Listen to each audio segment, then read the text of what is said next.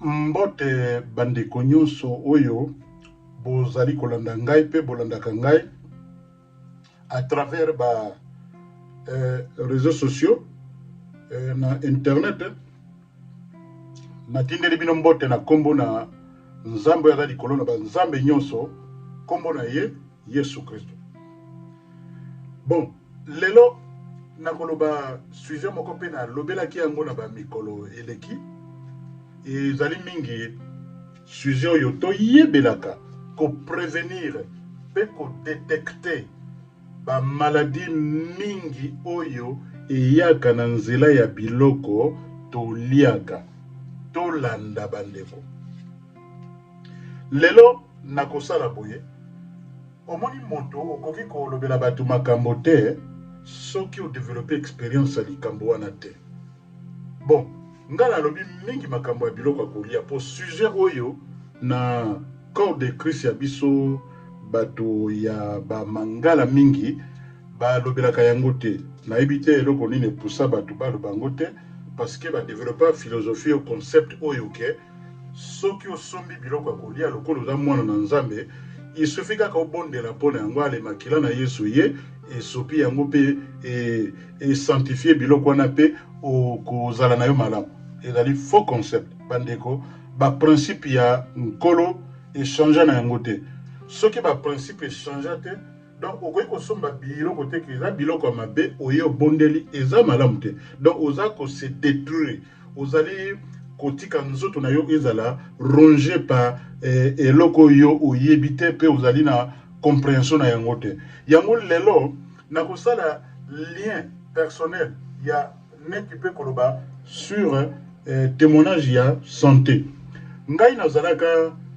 kotambola na mokili. Avant je vivais comme tout le monde na vie mondaine et puis jusque là na 1992 nayaki koyamba Yesu lokola mokonzi pe nkolo ya bomoi na ngai. Pe avant wana nazalaka en bonne santé. Pe nazalaki na ba énergie ya nzoto ezalaki ya mingi. Bon, mode de vie na ngai ezalaki na bandaki kolia biloko kaka lokola ndenge tomesana kolia. Na bandaki kolia pe bangolo, na bandaki kolia pe bangolo, na bandaki kolia ba biloko nyonso wana oyo toliaka. Et puis moi je suis un mongala. Bangala tolingaka kolia mingi biloko neti ba nyama ya zamba biloko wana tabandaki kolia na ngai yango. Mais mode de vie oyo nazalaki komene ezalaki ndenge nini. Omoni de 1992 te na 2004 mokolo moko ka nde tolobaka nalingaka kokende ba contrôle médical, nalingaka koyeba état de santé nange eza kotambola ndenge nini. Nayaki kosala contrôle médical et puis baye koyebisa nga naza na to ya sukali ya mingi na kati ya makila na ngai. Nalobi oh, bongo quelle est la solution? Naoki docteur aza koyebisa nga alobi likambo ya mode de vie, balobi your lifestyle. Mais omoni ba docteur ya wande balobela biso makambo balobela yango ka lokola soki oza na matoi ya koyoka bien te ekoti na litoi mosusu ebimi na litoi mosusu. Nga na bisiko na kosala nini? Balobi il faut koma komelaka bakisi. Bakisi wana kobanda 2004 te ndenge ma récemment il sali presque plus de 20 ans. Bon, tango ekomaki wana namonaki pe sujet ya tobandaki kokende osambela kaka ndenge kaka ezalaka osambeli ogene osali boye. Mais ebandaki kosala lokola ekiti emati. Mais bazongi na kaka surtout likambo ya mode de vie biloko nini oyo nabandaki kolia. Nabandaki komela ba biloko mingi ya sukali, komela ba coca, to ka nde balobaka ke bon obongwami okomi na tika masanga tango natika masanga me na besoin mela biloko ya sukali ya sukali ya sukali ya sukali biloko nyonso ezali ba fizzy drink ba biloko wana yango nde eza kodétruire biso bandeko tozala bato te ya basentiment te nzoto ezali ya yo nga mpe na vivaka ndenge wana na bande komela ba monster ba biloko wana ta mosusu 4 5 donc naki kolia mabe me donc enosambela mais nazomona mpe changement moko te to tolobi bon qu'est-ce qui ne va pas moko mosu na yo vanda boye na bandi kotala basali ya nzambe oyo nzambe atie bango grâce wana mpe apesi bango révélation wana ya kolimbolela bikambo ya biloko akolia nalobi oh donc sujet oyo ntango namoni yango nabioke nga mpe na yoki yango na matoi ya esprit na yoki yango na matoi ya mosuni te parce que so nayekola na matoi ya mosuni na olinga kotikalaka na concept oyo ake na sombi biloko na tie wana na ke kobondela mpona yango et puis nkola akosanctifie biloko wana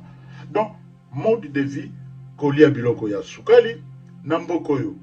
biloko mingi eza modifié na lobaki yango bolanda ba video biloko mingi batia basukali donc na mboka oyo soki oliaka biloko ya mungwa biloko ya sukali donc ces gens là ils s'en foutent de vous parce que badocteur na mboka mingi bazozwa biso lokola client na bango donc eza lokola yo kendeke kuna bapesa oka advice yo soki ozoyokela badocteur kaka docteur moko kende oyokaka mpe badocteur mosusu mpo oyeba makambo donc ngai eloko yaki kosala nde yango wana sikoyo likambo ya kolia biloko wana ezali sujet moko tozwa yango au sérieux parce que tokomona mingi na bacommunauté na biso ndenge les gens baza kokufa bato bazokufa na bamort prématuré à cause ya ignorance ndenge nazo-insiste toujours na likambo ya koloba mon peuple est péri parce que il lui manque la connaissance na Osée 4 ezolobela biso yango tofungola miso tofungola matoi toyoka makambo ndenge ezali bon tango nayaki lisusu na période moko nayaki kokoma na maladie na lokolo na ngai ya droite nafandi kaka boye namoni likolo ebandi kovimba esali nga mpasi te nakenda contrôle médical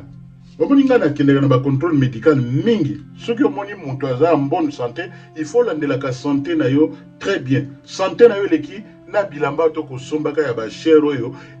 santé basombaka yango te bilamba okosomba biloko akolia okosomba santé basombaka yango te babatelaka yango mpo na gloire de Dieu parce que soki tolingi towumela na mokili oyo esengeli toyeba kolanda baprincipe ya biloko ya kolia malamu okomona ntango oza kolia bien ozali kokontrole nini otiaka na kati ya nzoto na yo omoni nkolo akolakisa yo ebele po toyaki na mokili te po tovivre libela te me na temps oyo tovandi awa na mokili oyo esengeli toyeba koprendre soin ya banzoto na biso omoni bato baa na Congo basoi-disant homme d'état bato wana nyonso bapoliticien bazofuta bambongo ebele mpona koya kozwa batraitement na Europe biso bato tovandi na Europe awa on dirait nayebi te soki ezali nini yango ezosala biso ke tokipaka sujet oyo te surtout na corps de Christ mingi baza na ignorance wana alors ntango ya kolamwisa le peuple de Dieu tolamuka tobima na sommeil na pongi wana oyo monguna ye alalisi bato na nzambe bapesi bino mauvais espoir ke sambela tiaka kanini epi nkola akopesa guérison ezali lokuta ezali malamu te yango moni te corps de Christ na biso ya bato ya mangala mingi ezali malade bato baza na mokili oyo soi-disant bato ya mokili toya biso nyonso totambolaka kaka na mokili oyo mais biso bato soi-disant mingi eza basala nzambe eza banini donc bebele baza kokufa pona ba maladie pe bele babombaka ba maladie oyo baza nango sauf que batu bayeba te que bango pe bako souffrir po nous souffrons de la même chose surtout ceux qui ont commis na âge et commis avancé il faut yeba kozwa contrôle ya système na yo ya corps système nerveux système nyonso ba articulation biloko na nyonso ezali nécessaire ya kolandelaka yango yango monite tango na kei na contrôle bayebisi nga nini balobi na nga balobi tete omoni soki orataki koya mokolo nakendeki soin parce que à cause ya temps moi na apesa baexplication nyonso te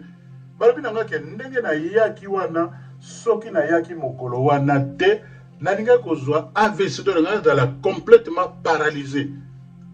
omoni à cause ya nini biloko ya kolia mabe négligence ya l'air moko oke na philosophie wana kaka soki kaka na ke na sombi biloko ba na ekosambela ale to bondeli nkolo akosantifie na makila na ye nzoka nde ezali boye te il faut kosala attention bandeko yango moni na esika wana toyaki kosala boye ntango toprogresse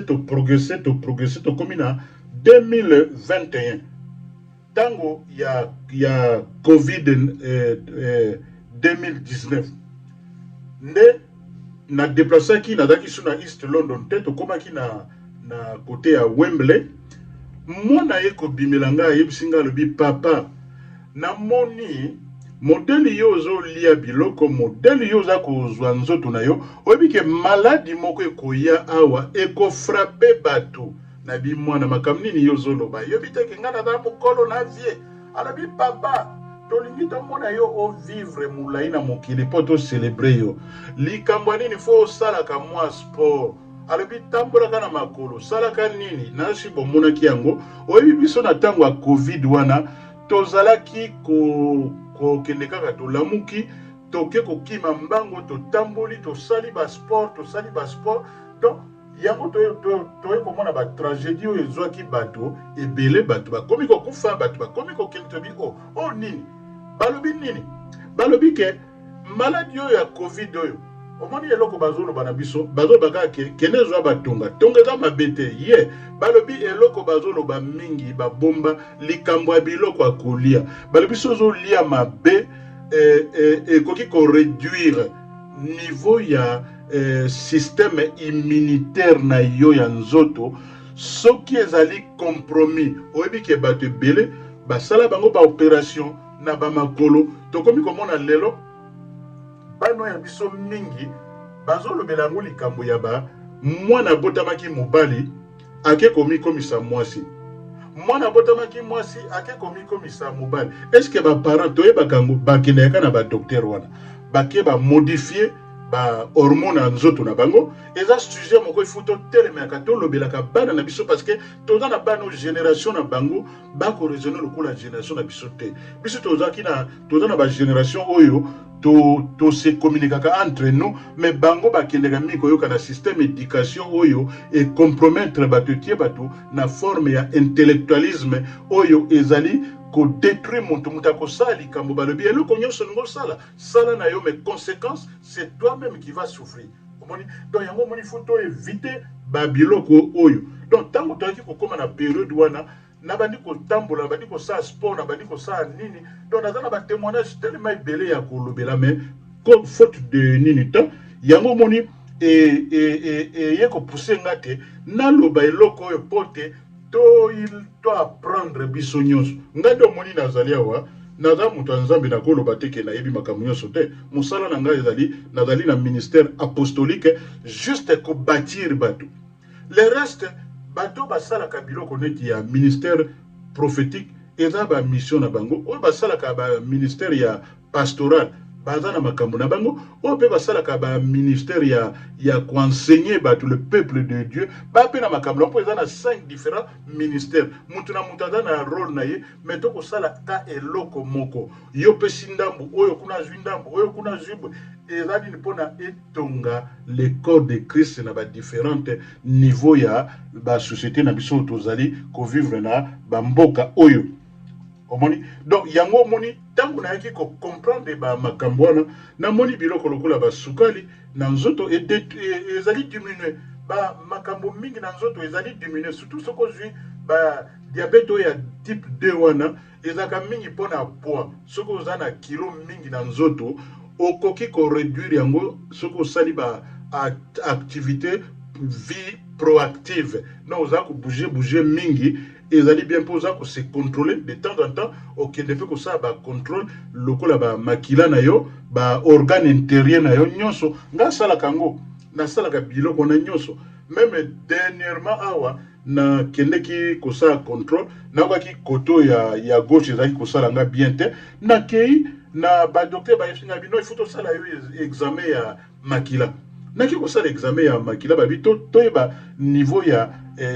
nini oyo babenga ba reine yo soki ezotambola malamu j'étais paniqué nabi oh ma bato ba komo sala keno sala na kena sali lobi na kena sali ba lobi nanga naza parfaitement très bien omoni tango zo yeba boyo e ko renforcer kondima na yo pe ndenge ya makambo yo zo sala ya tolo ba likambo ya lifestyle ya mode de vie na yo ezali très important yango moni eloko mosusu mpe na koloba na awa ezali boy omoni docteur moko na kombo ya Hippocrate azali docteur oyo azali docteur moderne oyo a instaura système oyo ndenge ba docteur bazosala lelo alobaki likambo na alobaki yango ke alobi ye azali kosenga na bana na bato ke basalaka ba jeune ezali eloko ya mabe te jeune ezali bien et renforçaka système na yo immunitaire alobi il faut kosalaka ba activité sportive mingi elobi ye il faut pe komelaka ba mai omoni ba mai awa na Angleterre ba mai ebute kozala contaminé ba mai yo ya rivière Thames oyo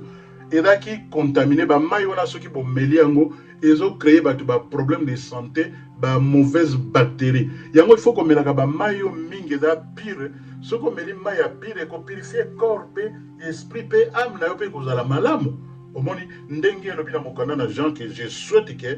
corps pe âme na yo etambola pe fonctionner malamu pour la gloire de Dieu omoni tozala bato oyo tozala bato ya tozalaka na discipline personnelle nga omoni na tambolaka na discipline personnelle donc soki likambo ezali nalobaka tolobaka totindaka ba message pona oyo aza na mato ya koyoka ayoki omoni na Apocalypse 12 verset 11 na 12 elobeli biso likambo ya tokolonga l'ennemi diable na makila na Yesu pe na ba parole ya témoignage ya bomoi na biso siko eza na bato ebele ba témoignage basalaka na bango te ba témoignage bazwi opportunité ya koyoka te mais moni merci à Dieu na ba réseaux sociaux na technologie moderne oyo ndenge ezali tokoloba makambo ezali pona koéduquer pona koluka ko équiper le corps de Christ na ba forme ebele pona gloire ya Nzambe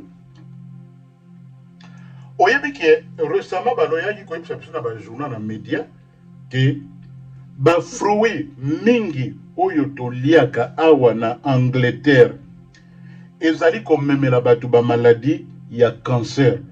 parce que ba produit wana mingi balonaka yango bisika balonaka tomonaka te bakisi batiaka kuna toyebi ngana yo toyebi te mondele eloko ebomi ye commerce pe lokoso ya commerce profit koma nango liboso kie bato bazala malamu siko tango tokoyeba tango toza koyeba yango moni éviter biloko lokola ba cancer dû à ba pesticide yango za ko bomaka bato ezo créer ka bato ba problème de cancer parce que nga nalandaka ba information mingi na yokaka mingi yango na prenaka pe mingi yango na linga kolobela bato makambo ezali spécifique pote échanger et matisa kondima ya bana na nzambe yango moni bref que imaginez na depuis 2012 wana tendenge tozali lelo vinanga namelaka ba sucre omoni tango ozotia sucre na nzoto na yo na système na yo eza ko affecter makila omoni vie ya biso bato eza na makila omoni ame ya moto eza na makila siko soki makila na yo ekomi contaminé place ekoya kosala nini ekoya koronger ba corps intérieur na yo ekoronger ba rein na yo ekoronger ba pancréas ekoronger biloko ebele yango moni bandeko tosala angele tokendeke ba contrôle médical yango moni soki basambeli mpona yo ndeko balobi obiki eloko nini ezolakisaki obiki kende contrôle médical mpona gloire de Dieu yango moni ngai na koloba na bana na nzambe na fima cigarette te nakaya komela masanga depuis 1992 jusque là et biloko na ezaka na nzoto na ngate donc message au fait na ki nango pona corps de Christ lelo yango wana donc moto yo akoyoka message oyo partager mon bandeko mususu et puis bokomela ngande bo mesana kokoma et puis nous continuerons ya kotinda ba makambo ya sika osoki et zwami to comprendre pona ko lancer na le corps de Christ tika ete nzambe azwa lokumu tika ete nzambe a sauver ata mutu moko pote mutu azalaki na bobungi ayebaki te ayeba pona gloire de Dieu na après-midi na lelo na kombo likolo na bakombo nyonso kombo na Yesu Kristo gloire et louange à toi Seigneur Jésus Christ amen amen amen